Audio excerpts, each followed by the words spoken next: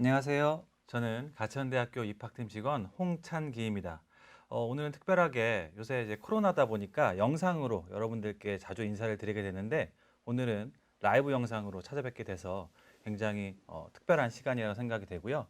지금부터 가천대학교의 수시 전형에 대해서 집중적으로 설명을 드리려고 합니다. 먼저 전형을 소개시켜 드리기에 앞서서 가천대학교의 모집 인원 분포가 어떻게 되어 있는가부터 말씀을 드리려고 하는데요.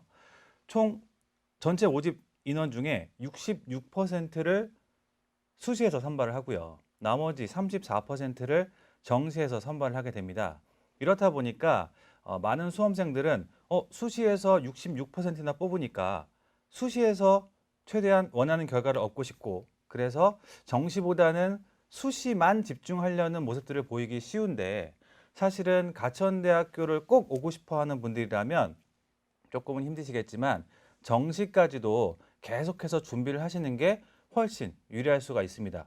왜 그러냐면 일단 가운데 보이시듯이 모집 인원 규모가 굉장히 큰 대학 중에 하나여서 34%이지만 그 인원이 약 1,500명 가량이나 됩니다. 그래서 정시도 적은 비율이지만 인원수 자체는 크기 때문에 정시까지 꾸준하게 준비를 하면 되고요. 그래서 수시의 전형을 찾을 때 본인이 현재 잘 준비한 가장 경쟁력 있는 전형을 찾는 것도 중요하지만 긴 수험 생활을 어떻게 잘 끌고 갈까를 생각을 해본다면 수시 전형도 조금 준비가 되면서 정시까지 좀 같이 준비할 수 있는 그런 전형을 찾는 것도 슬기로운 수험 생활을 할 수 있는 방법 중에 하나라고 생각이 됩니다. 그래서 그러면 가천대학교에 본인에게 맞는 또는 그렇게 좀 효율적으로 수험 생활을 할 수 있는 전형이 있는가를 먼저 볼 텐데요.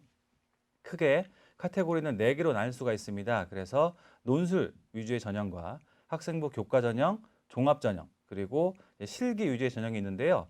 오늘은 논술과 교과와 종합 전형에 대해서 말씀을 드리려고 하고요. 아마도 지금 이 영상을 보고 계시는 많은 분들이 그 어떤 전형보다도 논술 전형에 대해서 굉장히 궁금해 하실 거라고 생각이 됩니다. 왜 그러냐면 작년까지는 가천대학교의 가장 대표 전형이 적성고사 전형이었는데 거기에 이제 방침에 의해서 폐지가 됐고 올해부터 논술 전형으로 새롭게 가천대학교가 들어오면서 시행을 하고 있고 아마 많은 소문을 들으셨겠지만 기존의 논술과는 조금 다른 형태의 논술이다라는 것을 많이 들으셨을 것 같아요. 그래서 그 논술이 어떠한가에 대해서 집중적으로 말씀을 드리려고 하는데 아마도 논술 시험 하면 이런 식의 시험을 많이들 떠올리실 겁니다. 이거는 실제로 있는 문제가 아니라 그냥 논술 문제에 대해서 예로 저희가 만들어 온 거고 이게 실제로 한 문제 정도의 예예요. 한 문제의 지문이 이렇게나 길고 보통 문제도 이렇게 긴 지문에서 3개 정도 주고 600자, 600자, 1000자 이렇게 많은 글자 수를 요구를 하면서 긴 시간 동안 서술을 해야 하는 문제인데요. 사실상 이런 시험의 시험은 약간의 좀 별도의 준비가 필요하기 마련입니다. 하지만 가천대학교의 논술시험은 이런 식의 논술시험은 아니고요. 여러분들이 정시까지 함께 가질 수 있기에 최대한 좀 효율적으로 수험생활 할 수 있게끔 전형을 설계를 했는데 일단은 뭐 굉장히 판에 박힌 얘기긴 하지만 교과서 위주의 문제를 출제할 거고 그리고 여러분들 정시까지 계속 같이 공부를 하셔야 되니까 그 출제 범위를 EBS 수능 특강과 완성에서 연계율을 굉장히 높일 겁니다. 그래서 같이 공부하실 수 있게끔 준비를 할 거고요. 그리고 문제 유형과 난이도와 답변의 형태 같은 경우에는 여러분들이 현재 중간고사와 기말고사에서 이미 치르고 있는 그 주관식 또는 서술식 문제의 유형과 답변의 길이의 난이도 정도를 요구를 할 겁니다. 그래서 예를 들자면 국어에서는 한 문제의 지문이 요 정도 길이 그리고 수학에서는 한 문제의 답변의 길이가 요 정도 되게 요구를 할 겁니다. 그래서 사실은 현재 저희가 일선 고등학교를 많이 돌면서 신청해 주신 학교에 한해서 모의 논술고사를 많이 치르고 있는데요. 그 논술고사를 통해서 문제를 접한 분들은 이미 문제를 풀어보셔서 조금 더 많이 잘 아실 텐데 아직 그 문제를 풀어보지 못하신 분들은 문제에 대한 궁금증이 많으실 거예요. 그래서 저희가 그 문제를 지금 시행하고 있는 모의 논술고사가 끝나면 약 7월 말 8월 초쯤에 입학처 홈페이지에다가 올려드릴 예정입니다. 그래서 원서 접수하시기 전에 꼭 한번 먼저 풀어보시고 문제의 유형과 난이도가 이렇구나. 그래서 본인에게 잘 맞는지를 판단하신 뒤에 원서 접수를 하신다면 조금 더 좋은 결과가 있지 않을까 예상이 되고요. 그리고 그렇다면 이제 논술고사의 평가 방식은 어떠한지에 대해서 이 논술 전형의 구조가 어떠한지에 대해서 말씀을 드리려고 하는데 논술고사 성적이 60%가 들어가고요. 학생부 교과, 그러니까 내신 성적이 40%가 들어가게 됩니다. 이 40%가 들어가는 내신 성적의 구조부터 먼저 말씀을 드리면 일단은 100점 만점일 때 1등급이 100점이고요. 이 실질 반영 점수는 1000점 만점의 전형이기 때문에 40%가 들어가니까 각각의 만점 기준에 곱하기 4를 하면 실제 반영 점수가 나오게 돼요. 그래서 1등급일 때 400점 만점인 구조가 나오게 되고 2등급일 때는 395점, 3등급일 때는 390점 이런 식으로 실질 반영 점수가 나옵니다. 다시 말해서 각 등급 구간마다 약 5점씩이 차이가 나는 거예요. 그런데 그 위쪽에 보이시는 논술 부분에 보시면 논술 한 문제가 총 10점입니다. 한 문제가 10점이기 때문에 내신 2개 등급이 논술 한 문제 차이다. 다시 말해서 여기 빨간색 테두리가 쳐져 있는 6등급까지의 인원이라면 내가 내신이 조금 낮더라도 2개 등급을 논술 문제 1개로 바로 따라잡을 수가 있는 구조로 되어 있다라는 설명을 먼저 드립니다. 왜 이런 말씀을 드리냐면 나중에라도 논술고사 시험 문제를 접하고 이것 좀 해볼 만한데 라고 마음 먹었던 분들도 현재 내가 내신 등급이 조금 낮기 때문에 내신 등급 때문에 논술 시험을 아무리 잘 본다 하더라도 조금 힘들 것 같다라는 우려 때문에 미리 포기하실 필요가 없다라는 설명을 드리기 위해서 이렇게 말씀을 드리는 거예요. 다시 말해서 6등급 친구라 할지라도 1등급 친구와는 내신 문제는 약 3문제 정도, 논술 문제 3문제 정도 차이가 나고 시작을 하게 되는 거니까 그만큼 좀 더 맞추면 바로 자기가 모자란 부분을 따라잡을 수 있는 구조다라는 건데 사실 그럼에도 불구하고 우리 수험생들은 걱정이 많을 수밖에 없습니다. 왜 그러냐면 사실 논술 총 15문제인데요. 그중에서 시작부터 3문제가 뒤지고 시작한다라고 하면 조금 가능은 하겠으나 내가 과연 할 수 있을까라는 좀 의구심을 갖기 마련인데요. 사실 그거는 굉장히 제가 지금 예를 든 거는 가장 차이가 많이 나는 범위를 설명을 드린 거잖아요. 왜 그러냐면 6등급과 1등급을 비교했기 때문에. 그리고 지원자 데이터를 보면 1등급과 2등급 분들은 사실상 논술 전형에 그렇게 많이 지원을 하진 않습니다. 왜 그러냐면 뭐 논술이 쉽다, 다른 전형이 쉽다라기보다는 보통 저희가 수시를 6장의 카드를 쓸 때 그 6장 모두 다 수능 전에 뭐 면접을 본다거나 지필고사를 본다거나 이런 식의 전형을 뭐 하는 분도 계시지만 그렇게 선택하는 분들은 많지는 않아요. 왜냐하면 본인의 수험 생활을 좀 수월하게 하기 위해서. 그런 의미에서 가장 많은 지원 비율을 보이는 건 3등급 중후반부터 6등급 초반까지 그 수험생들이 가장 많은 지원 비율을 보일 거기 때문에 어차피 내신은 많이 차이 나봐야 논술 한 문제 정도일 거다라고 예상을 하고 다시 말해서 내가 현재 갖고 있는 내신이 조금 낮을지라도 논술 시험만 잘 준비해서 시험만 잘 칠 수 있다고 한다면 충분히 합격할 가능성이 있다라고 말씀을 드립니다. 대신 저희가 이 내신 표를 보여드릴 때 빨간색 테두리를 그어왔잖아요. 그래서 이 정도 범위 안에는 들어오셔야 그래도 논술 전형에서 조금 좋은 결과를 얻을 수 있지 않을까라고 예상이 되고 다만 이 전형은 수능 최저 조건이 걸려 있습니다. 그래서 밑에 보이시는 4개 영역에서 1개 영역만 3등급 이내를 받으시면 수능 최저 요건은 충족이 된다라는 것을 말씀을 드립니다. 그러면 이 60%가 들어가는 논술 시험의 출제 범위는 어떠한가를 보면요. 총 2과목의 시험을 보게 되는데 국어와 수학 2과목의 시험을 보게 됩니다. 그래서 각각의 교과별 출제 범위, 세부 범위는 앞에 보이시는 화면과 같고요. 국어 범위 중에 이제 화작과 문법 같은 경우에는 어떤 분들은 이렇게 선택을 하는 분이 있고 안 하시는 분이 반드시 발생을 하게 마련인데 그래서 이 2개의 범위에서는 1학년 국어교과 성적 수업을 잘 이수한 분들이라면 충분히 해결이 가능할 정도의 난이도로 출제를 하니까 선택을 안 하신 분들도 너무 큰 걱정을 하실 필요 없다라는 말씀을 같이 드리고, 총 15명인데 본인이 지원하는 가천대학교에 지원하는 학과의 계열에 따라서 문제의 구성이 조금 달라집니다. 예를 들어 인문계열과를 지원을 하면 국어 9문제에 수학 6문제 이렇게 해서 총 15문제를 보게 되고요. 자연계열과를 지원하면 국어 6문제에 수학 9문제 이렇게 총 15문제의 시험을 보게 된다는 특징이 있습니다. 그리고 15문제의 총 시간을 80분을 드리는데, 다시 말해서 15문제를 80분간 시험을 보게 되니까 한 문제당 약 5분 정도의 시간이 요구가 된다. 다시 말해서 지문도 읽어야 되고 그거에 대한 생각도 해야 되는데 한 문제당 5분씩의 시간을 평균적으로 요구를 하니까 답변이 그렇게 긴 답변을 요구하지는 않을 것이다라는 것을 다시 한번 쉽게 이해를 하실 수 있을 것 같아요.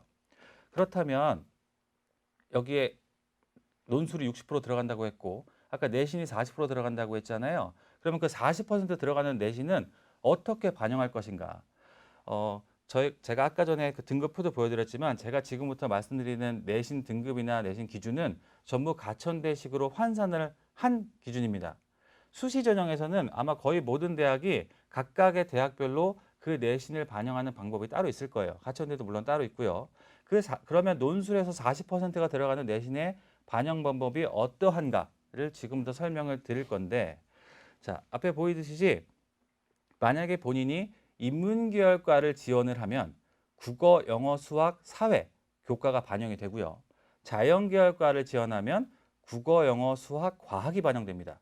그리고 이런 국어, 영어, 수학, 사회 또는 과학을 교과라고 하고, 예를 들어 인문계열을 지원하면 국영수, 사가 반영된다고 했으니까 이거를 반영 교과라고 하는 거예요. 그래서 반영 교과별 그 교과의 전체 과목을 다 반영하는 게 아니라 논술에서는 그 교과별 등급이 제일 잘 나온 3개 과목씩만 반영을 하게 됩니다. 예를 들어 국어를 1학년 1학기 때부터 3학년 1학기 때까지 총 5과목을 들었다. 그러면 그중에 등급이 가장 잘 나온 3개 과목만 가지고 와서 여러분들의 국어 등급으로 만들어 드리는 거예요.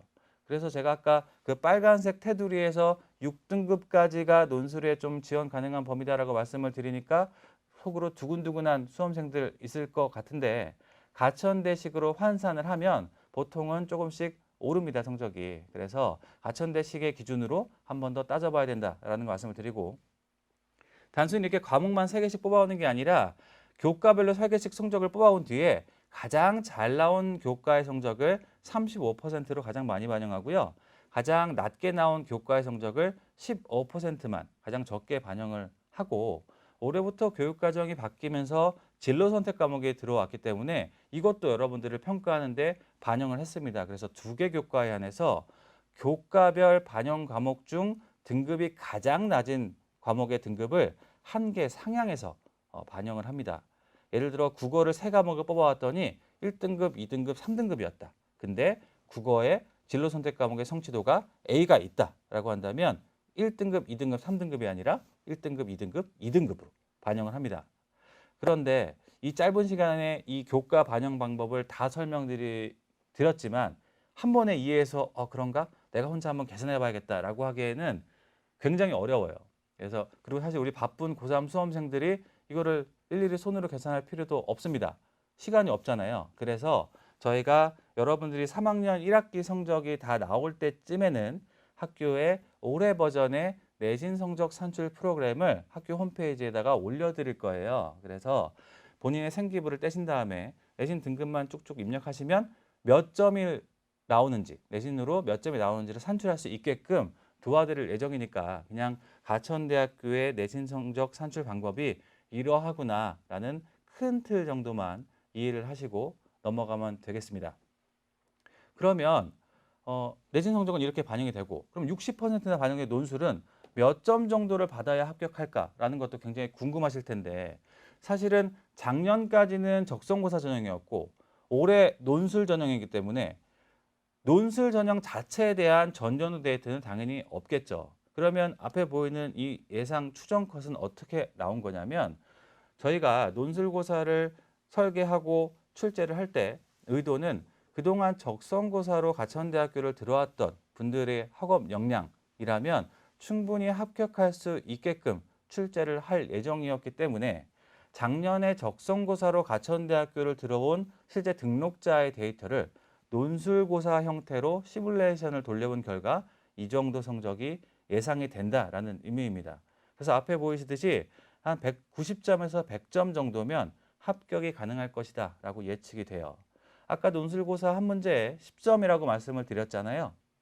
그러니까 총 15문제 중 9문제에서 10문제 정도를 맞추면 합격이 가능하지 않을까라고 예상을 합니다.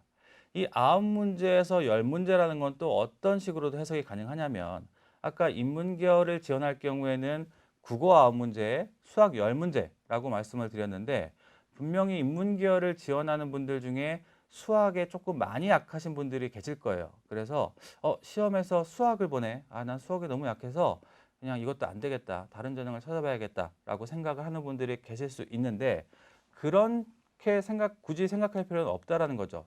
국어를 열심히 해서 국어에서 고득점을 받고 수학에서 조금 저득점을 받더라도 9문제랑 6문제니까 합격 커트라인 쪽까지는 최대 갈 수도 있다. 그래서 본인이 잘하는 쪽에 좀 집중을 하고 못하는 부분은 약간만 보완을 해도 논술에서 좋은 결과를 얻을 수도 있는 구조라는 거 한 번 더 말씀을 드립니다.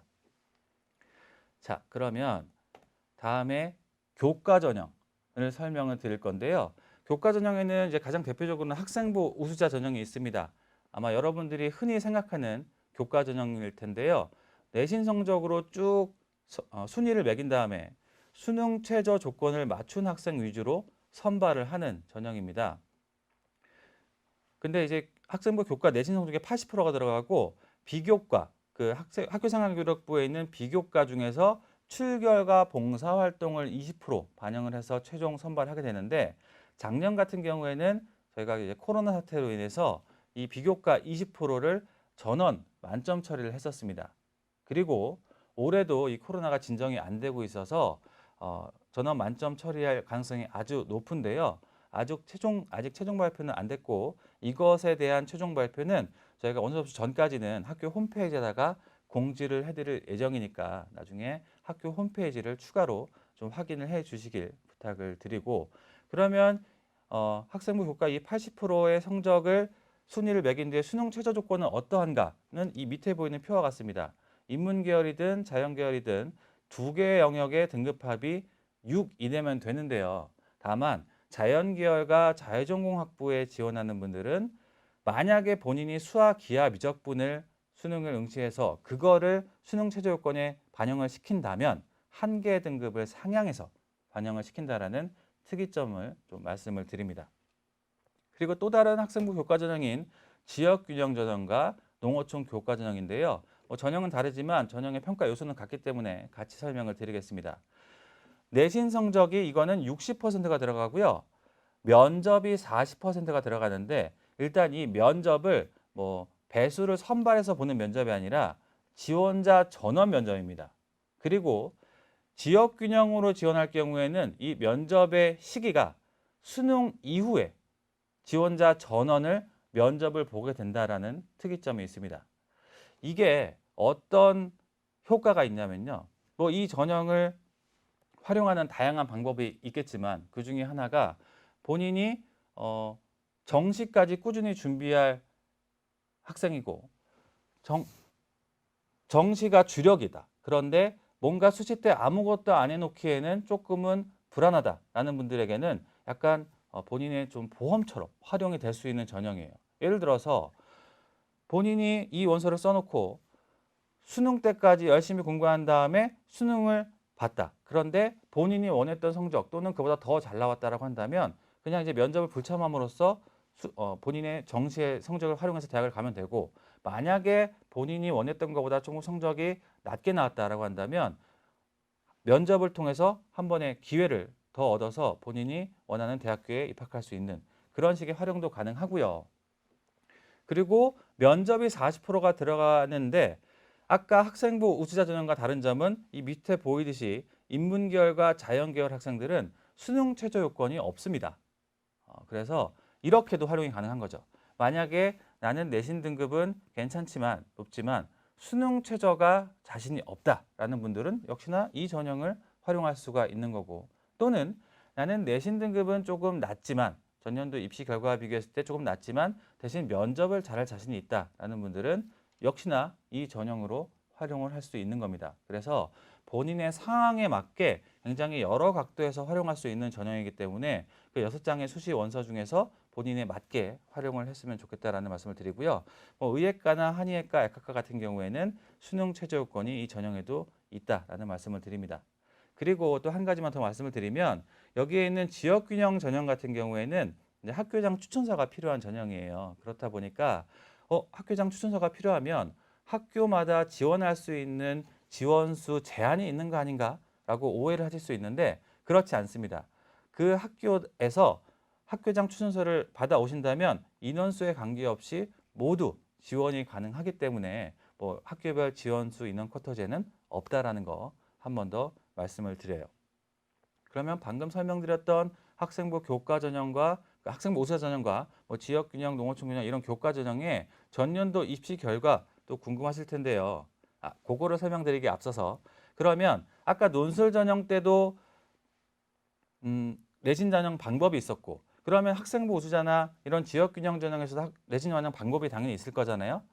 여기 앞에 보이시는 바와 같은데 아까 논술 전형을 설명드렸을 때와 다른 거는 다 동일합니다. 다 동일한데 아까 논술은 반영 교과별 상위 3과목씩 반영을 했다라고 한다면 여기에 보이는 요 교과 전형들은 교과별 상위 5과목씩을 반영한다라는 차이점이 있습니다. 그래서 논술 전형으로 대입했을 때 내신 성적보다는 교과 전형으로 산출했을 때 내신 성적이 조금은 안 나오게 나올 확률이 높지만 그래도 여러분들이 단순 평균 낸 내신 등급보다는 조금 더 잘 나올 확률이 높다라는 걸 말씀을 드리고, 그래서 가천대학교 교과 전형이든 논술 전형이든 지원하시기 전에는 학교 홈페이지 들어와서 내신 성적 산출 프로그램을 미리 한번 돌려보시는 게 여러분들에게 훨씬 더 안전할 수 있다는 거 다시 한번 말씀을 드립니다. 그래서 이런 식으로 산출한 성적을 기준으로 전년도에 교과 전형으로 가천대학교에 들어온 친구들의 성적은요. 앞에 보이시는 바와 같은데 맨 위에 보시면 이제 등록자 전체 70% 컷에 해당되는 성적이 2.7등급 정도입니다. 가천대식 환산으로요. 그리고 이거에 대해서 조금 더 말씀을 드리면 작년에 저희가 설명회를 할 때는 통계를 뽑았을 때 70% 것이 약 2.5등급 정도가 나왔었어요. 그런데 올해 홍보를 할 목적으로 작년도 등록자의 기준을 뽑아봤더니 2.7등급으로 약 0.2등급 정도가 내려왔습니다. 이거는 잘 아시겠지만 이 학령 인구 감소와 전형의 변경으로 인해서 학생부 교과 전형으로 선발하는 인원이 조금은 이제 많아지니까 그거에 대한 영향으로 생각이 되는데, 아마도 내년 학생들을 대상으로 홍보를 할 영상을 촬영할 때 저희가 통계 데이터를 뽑으면 아마도 이 앞자리 70% 컷의 앞자리 성적이 3.0 정도까지 갈 수도 있지 않을까라고 저희가 조심스럽게 예측을 합니다. 이런 말씀을 왜 드리냐면 지금 아마 아직 가천대식으로 환산을 안 하신 분들이 많을 테니까 본인 성적 그냥 단순 평균의 성적으로 3점 중반대 내지 3점 후반, 어쩌면 4점 초반대 학생들이 교과를 한번 써보고 싶은데 작년도 입시 결과가 너무 좀 높아서 쓸까 말까 고민된다, 또는 교과 전형은 쳐다도 보지 말아야겠다라고 생각을 하시는 분들이 계시다면 이 성적 변화 추이를 고려했을 때 물론 안정이나 적정은 아니겠지만 소신이나 상향 쪽으로 한 번쯤은 노려볼 수도 있지 않을까라고 조심스럽게 예측을 합니다. 보통 저희가 수시를 원서를 6장을 쓰는데 6장 다 붙으면 뭐 하겠습니까? 가장 사실 전략적인 거는 6장을 썼을 때 1장 내지 2장 내지의 원서를 합격을 하는 게 본인 입장에서는 가장 효과적으로 원서 전략을 꾸미는 거고, 보통의 학생들이 그래서 상향과 적정과 소신 또는 안정 이렇게 나눠서 원서를 전략을 쓰게 되는데, 그 조금 중반 후반대나 4점 초반대 학생들도 이 변화의 추이를 고려해서 상향 쪽에 한 장 정도는 쓸 수 있지 않을까라고 조심스럽게 좀 예측을 해봅니다. 자, 다음으로는 이제 종합전형인데요. 학생부 종합전형 안에는 왼쪽에 보이듯이 이렇게나 많은 전형들이 있습니다. 가천 AI 소프트웨어까지는 지원 자격에 관계없이 모두가 지원 가능한 전형이고요. 사회기여자부터는 잘 아시겠지만 본인에게 지원 자격이 있어야지만 지원이 가능한 예측 전형이니까 참고하시면 되고요. 일단 종합전형을 지금까지 준비해 오신 분들이라면 종합전형이 어떠한 전형이다라는 거는 이미 알고 계실 것 같기 때문에 가천대학교 학생부 종합전형의 특징을 위주로 좀 설명을 드릴게요. 단계 평가로 진행이 되고 1단계에서는 제출하신 서류, 학교생활기록부와 자기소개서로 4배수의 모집 인원의 4배수의 인원을 선발을 한 뒤에 2단계에서는 1단계 성적 50%와 면접 성적 50%로 최종 선발을 하게 됩니다. 일단 많이들 우려하시는 게 실제로 2단계에 올라간 분들이라 할지라도 1단계 성적이 본인이 어떻게 받았는지도 잘 확인이 안 되는데 1단계 성적 때문에 면접을 잘 보다 할지라도 조금 당락에 고민이 된다라는 분들 많이 좀 말씀을 하세요. 그런데 이 1단계에서 성적이 그렇게 큰 편차로 이루어지지 않기 때문에 일단 1단계 선발돼서 2단계에 올라온 분들은 면접에 최대한 집중을 하시는 게 본인에게 가장 좋은 결과를 낼 수 있다라는 거 말씀을 드리고요. 이 1단계에서 4배수를 선발하는 거, 이 4배수의 의미도 좀 말씀을 드릴 텐데 요새는 많은 학교들이 이제 4배수 선발하긴 하지만 만약에 본인이 고민하고 있는 학교 2개가 한 학교는 종합전형에서 3배수를 선발하고 1단계에서 또 다른 학교는 4배수를 선발한다. 그런데 만약에 본인이 종합전형 지원해서 최초합을 하면 좋겠지만 예비번호를 받게 될 경우도 있잖아요. 근데 예비번호를 받으려면 반드시 1단계를 통과해서 면접을 응시를 해야만 예비번호를 받게 됩니다. 다시 말해서 3배수를 뽑는 대학보다는 본인이 4배수를 뽑는 대학에 지원을 했을 때 1단계를 통과하면 충원 합격할 확률이 그만큼 더 높아진다라는 현상도 있으니까 4배수 선발하는 가천대학교 종합전형 한번 잘 보시길 바라고요. 서류와 면접 평가에서의 평가 요소는 아래 보이시는 표와 같습니다.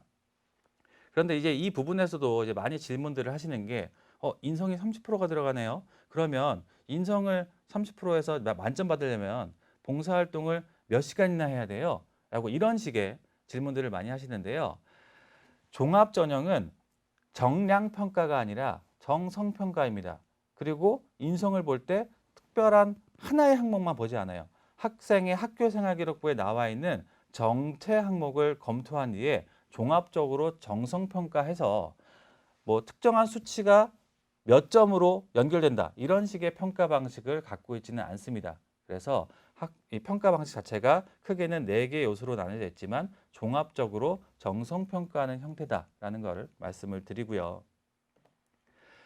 1단계에서 제출하는 자기소개서에 대해서 좀 말씀을 드리면 의예과, 약학과, 한의예과를 제외하고는 2개의 항목을 작성을 하시고요. 가천의학학에 지원하는 분들은 총 3개의 항목을 지원하게 되는데 자기소개서를 작성할 때 가장 많이 하시는 실수가 본인이 쓰고 싶은 내용에 집중을 하다 보니 질문의 요지와는 다르게 그냥 본인이 가장 강점이 있다라고 생각하는 거.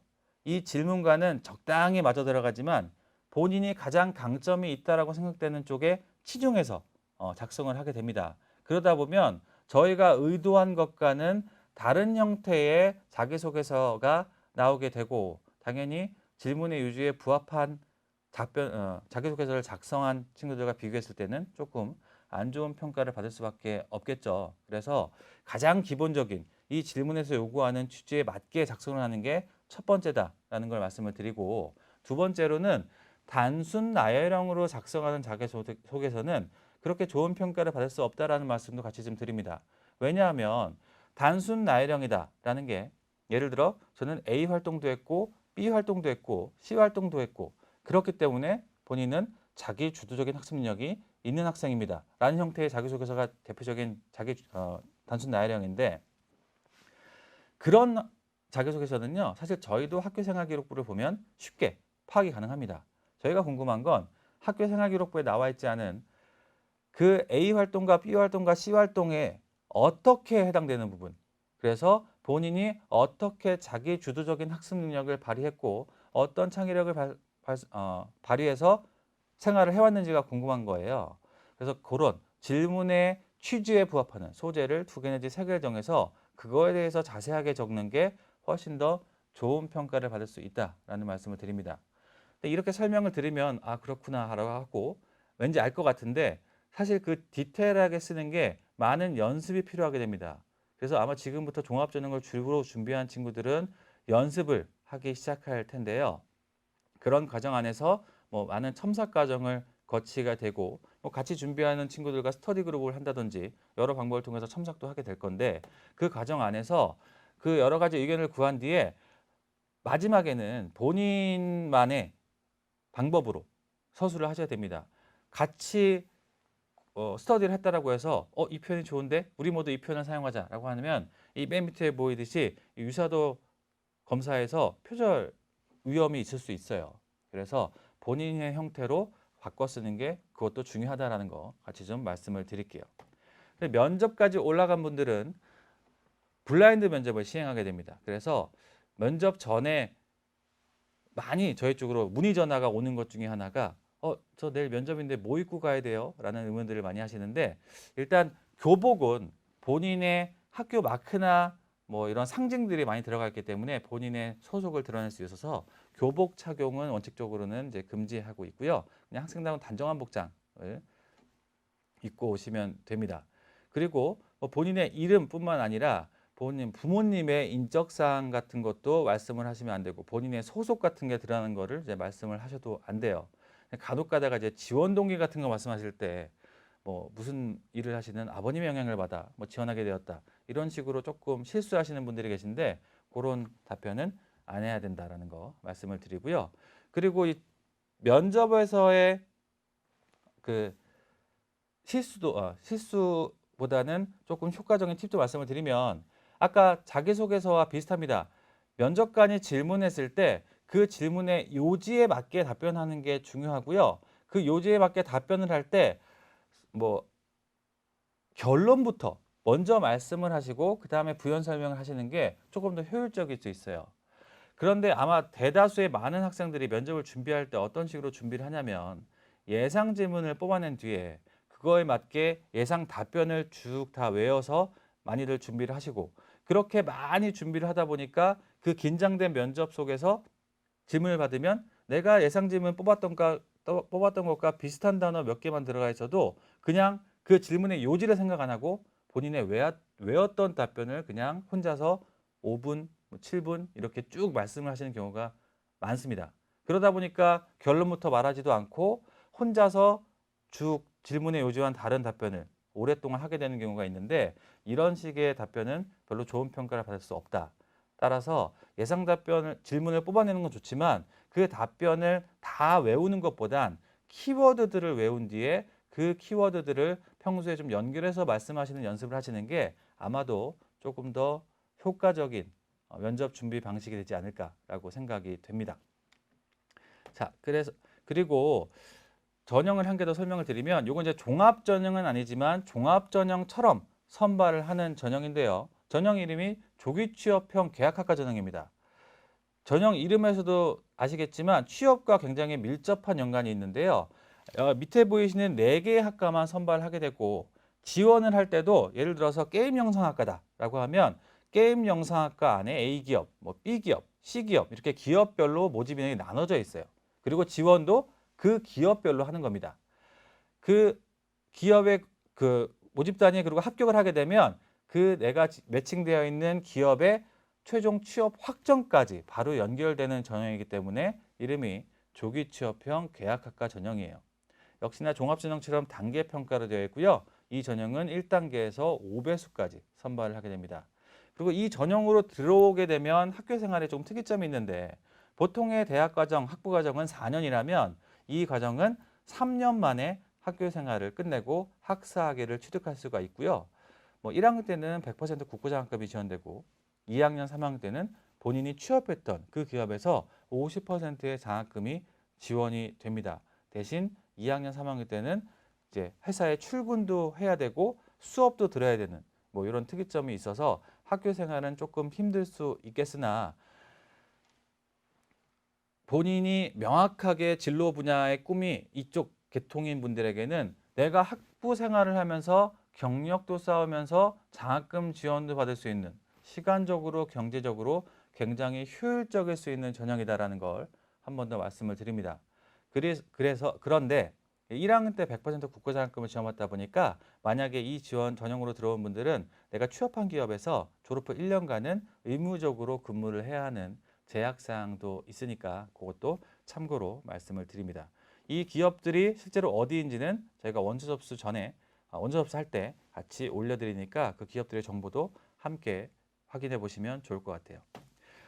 자, 그래서 이 종합 전형으로 들어온 분들의 평균 등급도 저희가 준비를 해왔습니다. 뭐 가장 대표적으로 가천 바람기 같은 경우에는 3.5등급 정도의 평균을 보였어요.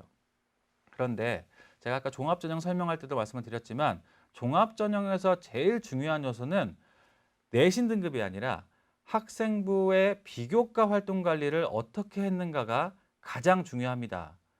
그래서 내신 성적으로 딱 끊어서 선발을 하는 전형이 아니에요. 만약에 그런 전형이라면 바천 바람개비 전형의 평균이 3.5니까 뭐 많이 내려가 봐야 4점 후반대까지 내려갈 수가 없겠죠. 저희가 교과 성적으로 선발을 했다면. 하지만 이 뒤에서 보이시는 바와 같이 종합전형의 선발 내신 분포를 보면 4등급을 훌쩍 넘어간 어쩌면 6등급 넘어가는 분들까지도 합격을 한 사례가 있다라는 걸 말씀을 드립니다. 다시 한번 말씀드리지만 학생부 교과 성적은 종합전형을 선발할 때는 그냥 참고자료 정도로만 활용이 되고 가장 중요한 비교과 활동 관리를 통해서 선발을 하는 게 종합전형의 선발 취지다라는 것을 한 번 더 말씀을 드려요. 이 앞에 보이는 주황색과 회색이 합격을 한 인원인 겁니다. 그러니까 주황색은 합격하고 등록까지는 하지 않은 분들이고요. 회색이 합격하고 등록까지 한 분들이다라는 것을 말씀을 드립니다. 자, 지금까지 이제 가천대학교에 대한 전형을 좀 짧은 시간 안에 좀 급하게 말씀을 드려봤는데요. 최대한 좀 본인에게 맞는 전형을 찾았길 바라면서 혹시라도 추가로 궁금한 점이 있다면 저희 입학처로 언제든지 문의해 주시길 바라겠습니다. 감사합니다.